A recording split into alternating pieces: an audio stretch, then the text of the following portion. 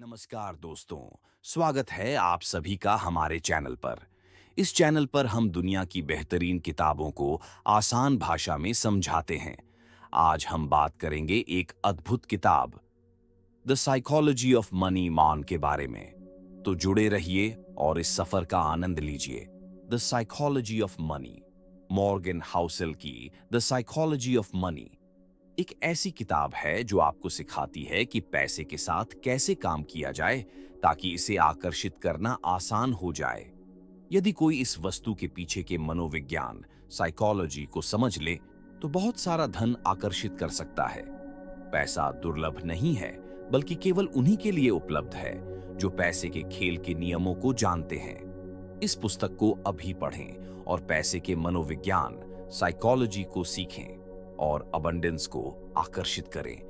कई बार हम ये सोचते हैं कि कुछ लोग बहुत ज्यादा पैसा होने पर भी हमेशा एक मीडियोकर जीवन ही जीते रहते हैं, और कैसे कुछ लोग कम इनकम होते हुए भी लॉन्ग टर्म में करोड़पति बन जाते हैं। आप चाहे माने या ना माने, इस समय पैसे को लेकर जो आप फैसला ले रहे होंगे वो आपके आने वाले कुछ सालों के फाइनेंशियल स्टेटस पर असर डालेगा। तो क्यों ना अभी से पैसे के मनोविज्ञान, साइकोलॉजी को समझा जाए और जल्दी से जल्दी फायदा लिया जाए। इसलिए आज हम बात करने वाले हैं एक ऐसी ही किताब के बारे में जिसका नाम है दी साइकोलॉजी ऑफ मनी, जिसे मॉर्गन हाउसेल ने लिखा है। ये किताब पर्सनल फाइनेंस को ह्यूमन बिहेवियर के लेंस से परखती है। ये कई विषय पर एक ताजा नजरिया देती है, जैसे कि बहुत सी पर्सनल फाइनेंस की किताब फोकस करती है ऐसी चीज पर जैसे स्टॉक मार्केट कैसे काम करता है, कैसे स्टॉक्स सिलेक्ट करें जाएं या एक पोर्टफोलियो बनाए जाए आदि। हाउसेल लोगों और पैसा के बीच की रिलेशनशिप पर फोकस करते हैं, इस पर पकड़ बनाने के लिए कि क्यों लोग खुद को कर्ज के बोझ तले दबाते हैं। आपको ब्याज दर जानने की जरूरत नहीं है, आपको लालच को, सुरक्षा, असुरक्षा को और सकारात्मकता, ऑप्टिमिज्म को पढ़ने की जरूरत है। अच्छा पैसा होने का आपके स्मार्ट होने से बहुत कम लेना देना है, लेकिन ज्यादा इस बात से लेना देना है कि किस तरह आप व्यवहार बिहेव करते हैं। सही चीजों में एंगेज करें और चांस है कि आप सफल हो जाएंगे। इसी तरह से आप में कितनी भी बुद्धिमत्ता, समझ या अंदर की खबर हो, यह आपको गलत व्यवहार से उपजे परिणाम से नहीं बचा सकता है। किताब का हर अध्याय, चैप्टर एक इंसान को पैसे के प्रति व्यवहार और रवैया, एटीट्यूड को दर्शाता है। कुछ व्यवहार अच्छे नतीजे की गारंटी देते हैं, जबकि दूसरे व्यवहार विफलता के। तो चलिए फिर इस किताब के 12 महत्वपूर्ण पाठों को डिटेल में समझते हैं। हर एक की एक अलग सोच होती है कि किस तरह यह दुनिया काम करती है। आपका दुनिया को देखने का नजरिया कई हालात, वैल्यूज और बाहरी प्रभावों से प्रभावित होता है। आपके अपने पैसे के साथ पर्सनल एक्सपीरियंसेस का दुनिया में होने वाली घटनाओं से लेना 0.0000000001% है, लेकिन 80% इस बात से है कि आप किस तरह सोचते हैं कि दुनिया कैसे काम करती है। कोई भी चीज आपके डर और अनिश्चितता की ताकत को नहीं रोक सकती है, चाहे आप कितना भी पढ़ लें या खुले विचारों वाले हो जाएं।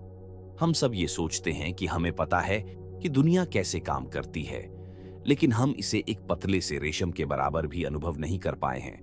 अमेरिका में लॉटरी टिकट खरीदने वालों पर गौर करें। कम आय वाले लोग सालाना $400 खर्च कर देते हैं। ये नंबर हायर इनकम वाले लोगों को भी चौंका सकता है। इसे पैसे की एक उम्मीद या ख्वाहिश का नाम देकर कुछ लोग इसको सही ठहरा सकते हैं। बिना खुद को उनकी जगह पर रखे ये जान पाना मुश्किल है कि वो ऐसा क्यों करते हैं। पाठ 2, भाग्य और जोखिम कोशिशों से आपके नतीजे तय होते हैं, लेकिन किस्मत और जोखिम भी इसमें एक बहुत महत्वपूर्ण भूमिका निभाते हैं। बिल गेट्स उन चुनिंदा हाई स्कूल्स में पढ़े जहां 1968 में कंप्यूटर हुआ करते थे। अगर शिक्षक बिल डगॉल की कोशिश नहीं होती, जिन्होंने उस समय एक $3000 का कंप्यूटर खरीदा, तो इसकी संभावना कम है कि बिल गेट्स को वही करियर में सक्सेस मिलती। गेट्स खुद ये चीज मानते हैं कि अगर लेक साइड स्कूल नहीं होता तो आज माइक्रोसॉफ्ट भी नहीं होता। लेक साइड में 3 बहुत बहरीन कंप्यूटर स्टूडेंट्स जो आपस में दोस्त भी थे, बिल गेट्स, पॉल एलन और केंट एवंस। केंट एवंस को भी सक्सेस मिलना तय था, लेकिन उनकी ग्रेजुएशन से पहले ही एक दुर्घटना में मौत हो गई। इसे एक दुर्भाग्य के उदाहरण के तौर पर देखा जा सकता है।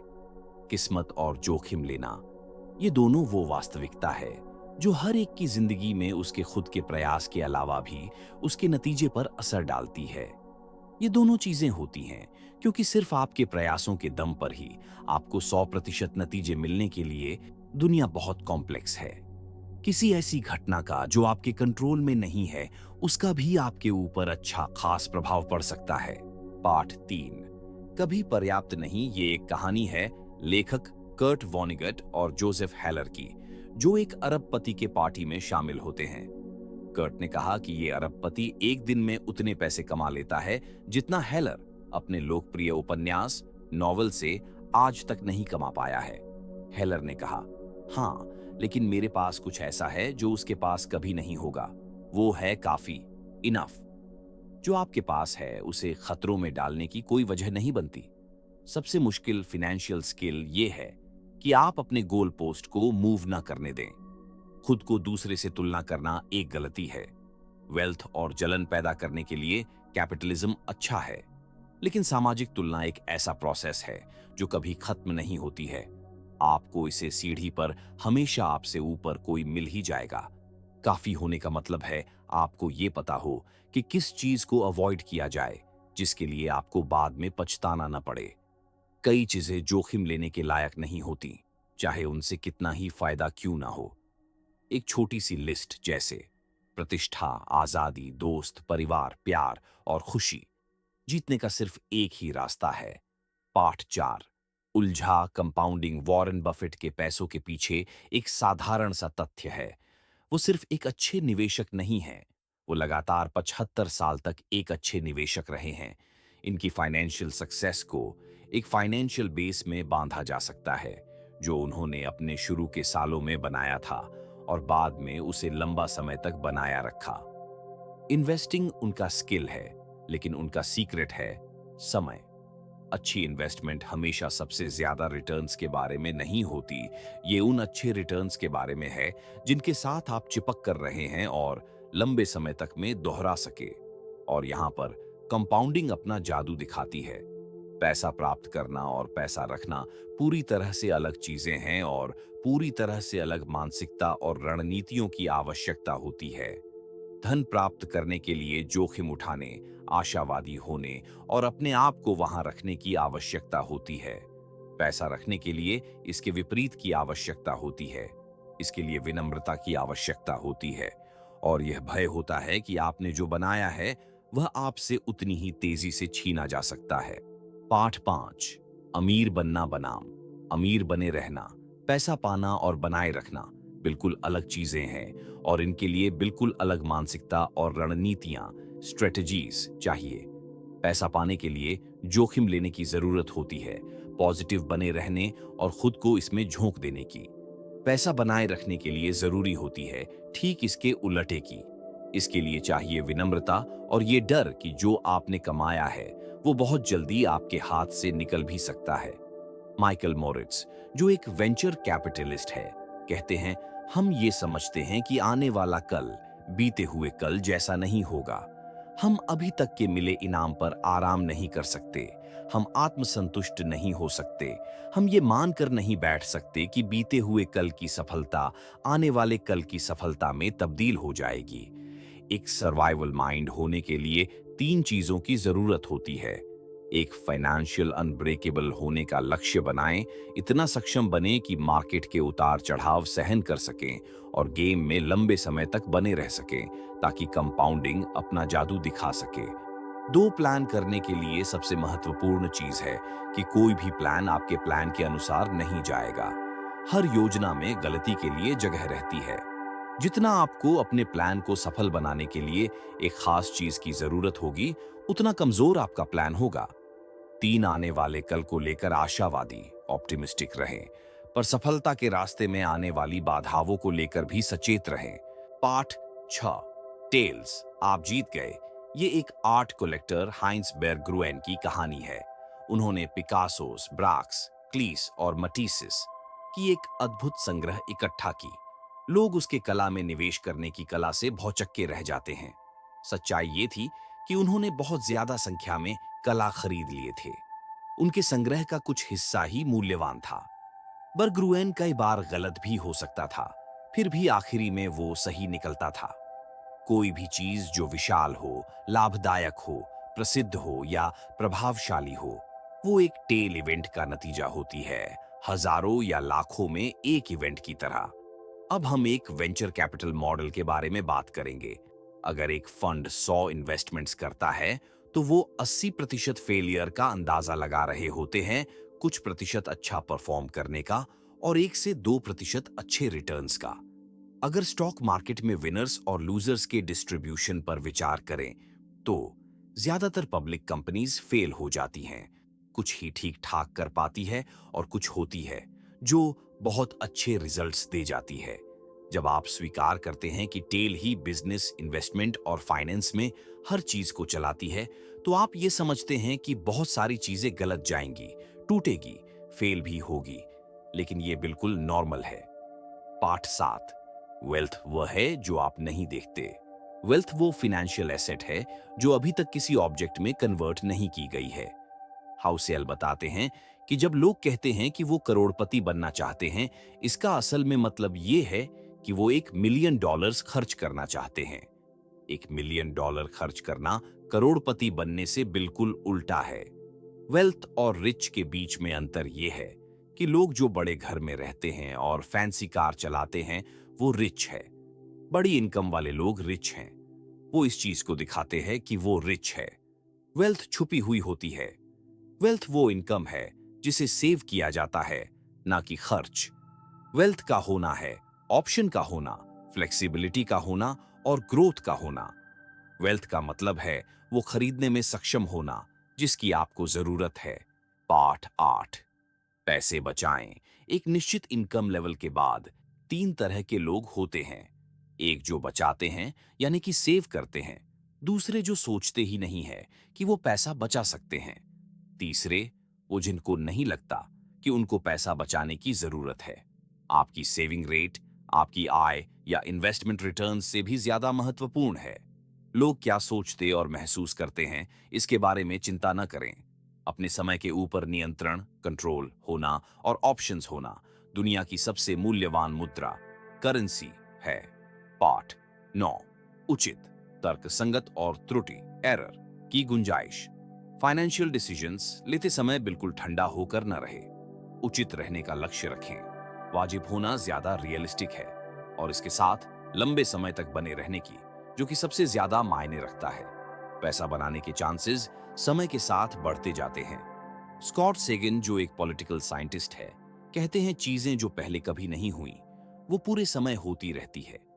याद रखें कि बीते कल की परफॉर्मेंस से आने वाले कल की परफॉर्मेंस का संकेत नहीं होती है। ब्लैक जैक और पोकर के प्लेयर्स को पता होता है कि वो संभावनाओं के साथ खेल रहे हैं, निश्चितों के साथ नहीं। सबसे बेहतर प्लान ये है कि उन चीजों के लिए प्लान किया जाए जो आपके प्लान के हिसाब से नहीं जाती हो। आप इसको गलती के लिए जगह होना भी कह सकते हैं। ये इकलौता तरीका है सुरक्षित रूप से ऐसी दुनिया को दिशा देने का जो कि अनिश्चितताओं से चलती है, न कि निश्चितताओं से। ऐसी चीज के लिए तैयार होना या उम्मीद करना बहुत मुश्किल है जिसे आप देख नहीं सकते। तो आप क्या कर सकते हैं? आप ये कर सकते हैं कि आप फेलियर के सिंगल पॉइंट को अवॉइड कर लें। फेलियर के इम्पैक्ट को मिनिमाइज कर सकते हैं। असफलता का सबसे बड़ा सिंगल पॉइंट ये होता है कि आप अपने खर्च और जरूरतों के लिए सिर्फ एक इनकम के सोर्स पर निर्भर रहते हैं, वो भी बिना किसी सेविंग्स के। बुरे दिनों का फंड एक अच्छा आइडिया है। उन चीजों के लिए पैसा बचाएं जिन्हें आप अनुमान या भविष्यवाणी नहीं कर सकते। पाठ 10। आप बदल जाएंगे। हम खुद के फ्यूचर सेल्फ के एक बहुत बुरे प्रेडिक्टर होते हैं। हमारी अभी की जरूरतें चाहते वो नहीं होती है जो हमारे फ्यूचर सेल्फ की जरूरतें और चाहते होंगी। लॉन्ग टर्म के लिए सोच पाना और इफेक्टिवली डिसीजन ले पाना बहुत मुश्किल होता है। क्या सच्चाई को स्वीकार करें कि एक इंसान बदलाव होने के लिए ही बना है। आज जो आपके लिए मायने रखता है, हो सकता है आने वाले 10 साल में उसका कोई मतलब ही नहीं रहे। डूबा हुआ लागत, संक कॉस्ट, बीते हुए कल के बुरे फैसले को आगे बढ़ाते जाना, जिसकी भरपाई होना अब संभव नहीं है। ऐसी दुनिया में जो लगातार बदल रही है, ये एक शैतान का काम करता है। ये हमारे भविष्य को हमारे अतीत का गुलाम बना देता है। ये उस अजनबी की तरह है जो आपकी जिंदगी के बड़े फैसले लेता है। जैसे कि आपने एक बिजनेस में इन्वेस्ट किया और बुरी तरह फेल हो गए। अब आप इसे जारी रखने का सोचते हैं क्योंकि आप बहुत पैसा लगा चुके हो, बिना ये सोचे कि आगे भी चलकर ये जरूरी नहीं है कि आप पैसा बना लेंगे। जो चला गया वो डूबा हुआ लागत, संक कॉस्ट है। जरूरी है कि हम होने वाले नुकसान से खुद को बचाएं। पैसों के साथ जुड़ी कई चीजों के लिए ये जानना है कि उसकी कीमत क्या है और उसे चुकाने के लिए तैयार रहना। सफल इन्वेस्टिंग एक कीमत मांगती है, लेकिन इसकी करेंसी डॉलर या सेंट नहीं होती। ये होती है अस्थिरता, डर, शंका, अनिश्चितता और पछतावा। ये सारी चीजों को अनदेखा करना आसान है जब तक कि हम असली में इन्हें फेस नहीं कर लेते। बहुत कम लोग में ये कहने का स्वभाव होता है कि ठीक है, अगर मैं अपना 20% पैसा गवा देता भी हूं तब भी मैं ठीक हूं। लेकिन अगर आप अस्थिरता को एक फीस की तरह देखने लगते हैं तो चीजें अलग दिखती है। जब आप लॉन्ग टर्म में इन्वेस्ट करते हैं तो आपको शॉर्ट टर्म में मार्केट के उतार चढ़ाव को स्वीकार करने के लिए भी तैयार रहना पड़ता है। पाठ 11, निराशावाद का प्रलोभन। नेगेटिव सोच सिर्फ सकारात्मक पॉजिटिव सोच से ज्यादा आम नहीं है, ये उससे ज्यादा स्मार्ट भी लगती है। ये आपको बुद्धिमत्ता के तौर पे बंदी बना लेती है और हम इस पर सकारात्मकता से ज्यादा ध्यान देते हैं। अगर आप किसी को ये बताएंगे कि सब कुछ ठीक हो जाएगा, तो या तो आपसे वो दूर निकल लेंगे या आपको उलझन भरी निगाहों से देखेंगे। किसी को ये बताएं कि उन पर खतरा है और आपको उनकी पूरी अटेंशन मिलेगी। डैनियल कन्हिमान कहते हैं, ये पॉजिटिव और नेगेटिव एक्सपेक्टेशंस और एक्सपीरियंस के पावर के बीच की असमानता का एक एवोल्यूशनरी हिस्ट्री है। ऑर्गेनिजम्स खतरों को अवसरों से ज्यादा जरूरी मानकर काम करते हैं। उनके जीवित रहने और रिप्रोड्यूस करने के मौके ज्यादा बनते हैं। 2000 में जब तेल के मूल्य बढ़े, कुछ खास तरह से तेल निकालना इकोनॉमिकली संभव हो सका। आवश्यकता आविष्कार की जननी है और मानवता अनंत इन्फिनिट रूप से इनोवेटिव है। लोग बाधाओं और समस्याओं को नए समाधान सॉल्यूशन के साथ जवाब देते हैं। खतरों के साथ समान परिमाण के समाधान भी आते हैं। इकोनॉमिक हिस्ट्री का ये एक कॉमन प्लॉट है जिसे अक्सर नकारात्मक विचारक द्वारा भुला दिया जाता है। प्रोग्रेस धीमी होती है, लेकिन झटके और आपदा जल्दी और ज्यादा प्रभावशाली होते हैं। रातों रात बहुत सारी संधियां ट्रीटीज होती हैं, लेकिन शायद ही कभी रातों रात चमत्कार होता है। ग्रोथ बनती है कंपाउंडिंग से, जो कि हमेशा समय लेती है। डिस्ट्रक्शन होते हैं फेलियर के सिंगल पॉइंट, जो कि कुछ सेकंड्स में हो जाते हैं। और कॉन्फिडेंस लूज होना, वो भी एक झटके में हो जाता है।